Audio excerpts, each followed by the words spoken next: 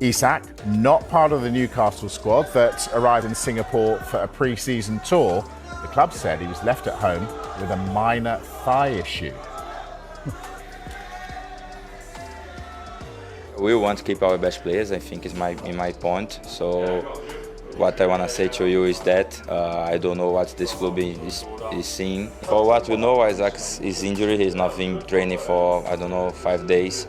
So he stayed there to take himself better with better equipment. So he's there, a small injury. Of course, he's a top player. We know everything is going around him, but yeah, I don't know. What we know is Isak is staying there to do some physical treatment. Yeah, Isak is a top striker. I think his last 3 seasons speak by itself, a top player. But as soon as I know, he just stayed there because he's injury. He's take treatment with the club. We have many equipment to get him ready. We know all the situation behind him, but this is not to me to speak about. I'm just a player. It's something that the club will take care. Right, who wins this, Darmesh? The player wants to explore his options. Newcastle don't want him to go. Who wins? If we look at this at face value, first of all, Newcastle United are holding the cards here. That's simply because of the contract situation for Alexander Isak. He's still got 3 years left on that contract. However, Newcastle United, make no mistake about it, they have got an issue here, and a big issue. Publicly, yes, it's a minor thigh problem, why he's missing this tour. But we do know that he wants to explore other options in this transfer window. Now, Newcastle United can't bury their heads in the sand. They're not going to do that either. Because whether they like it or not, and whether they want to or not, they will have to start thinking about life after Alexander Isak if a deal is going to get done for him to leave Newcastle.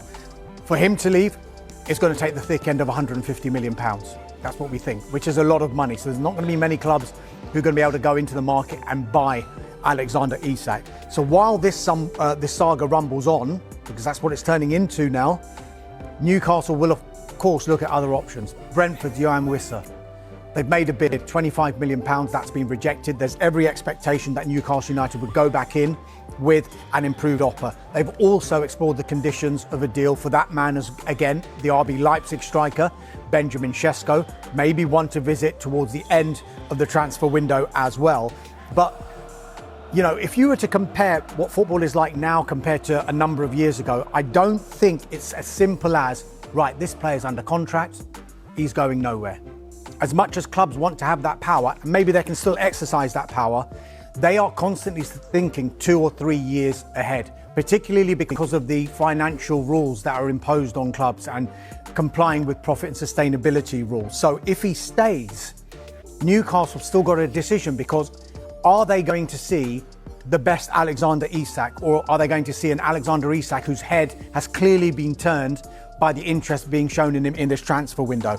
Are they going to be able to command, rather, £150 million if Isak stays, £1 million, have as good a season as he did last season, and then enters next summer with just 2 years left on his contract, and he doesn't sign a new contract? And this is a club that's not been able to spend money as well, isn't it? I think that's my point, really. I think if you're Newcastle, you're looking at the PSR rules, you're struggling with it. With the ownership model, they've got huge funds, investments behind them, not able to actually do anything with it. Well, you might actually be able to turn this into an opportunity to invest in the squad. As Darmesh said, £150 million is a huge sum of money.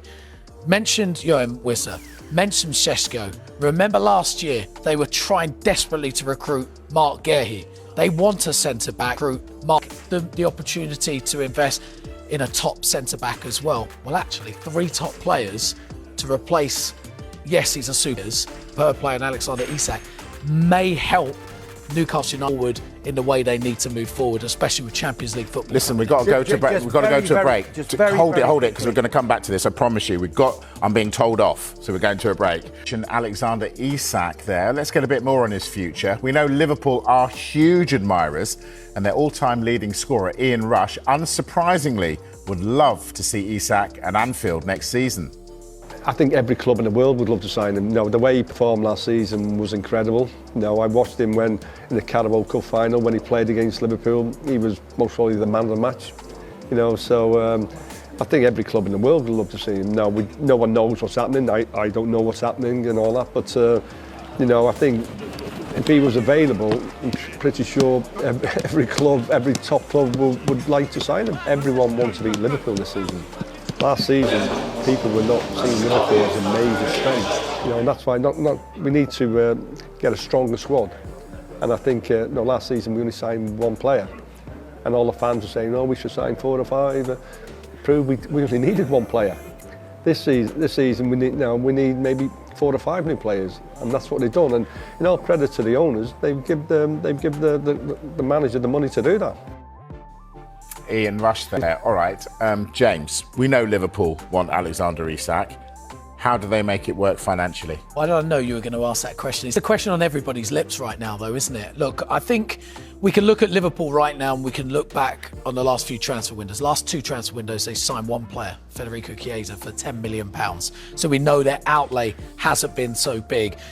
FSG has been criticised quite a lot in the past for not investing more money in Liverpool, not making big signings, but they run the club very prudently. We know the money's there. The reason why we know the money's there, let's go back a couple of seasons. Moises Caicedo, before he went to Chelsea, Liverpool were bidding over £100 million. They had money to spend. They were willing to spend big money on the right player. This is a club, and Richard Hughes, now in as sporting director, is not panicking on decisions. We know the club were very close to agreeing a deal with Martin Zubimendi. It didn't happen. They didn't panic last summer and go out and try and rush and sign a number 6. They just recruited internally, Ryan Gravenberch dropping back in, and it worked perfectly for them. But the success Liverpool are having now on the pitch, Premier League champions, brings in larger sponsorship deals. We know as of August 1st, they have a new kit sponsor in Adidas, 10-year deal. That's big money that's coming in. They are run so well right now that they have the money to spend. Not only that, they still have players within their squad that will recoup big transfer fees, because the performances on the pitch have been so good. Those players have improved and the transfer value remains high. The likes of Luis Diaz, we might get to, Darwin Núñez, Harvey Elliott, who all could depart Liverpool this summer and recoup some big money in. I think when you ask the question, how can Liverpool do this? This question seems to always be asked by the rivals of Liverpool, because they're looking at them quite enviously. And the reason that they're looking at them quite enviously is, touching on what James has said there, they are fantastically well run. He talked about not only hardly spending any money last summer, they actually recouped £40 million. People forget the likes of Bobby Clark and Sepp van den Berg brought them in money that effectively gave them a profit in last summer's transfer window. This summer, they've still made sales as well. Quansah's gone, Kelleher's gone. They even got £10 million for Trent Alexander-Arnold. So that's another 60 million.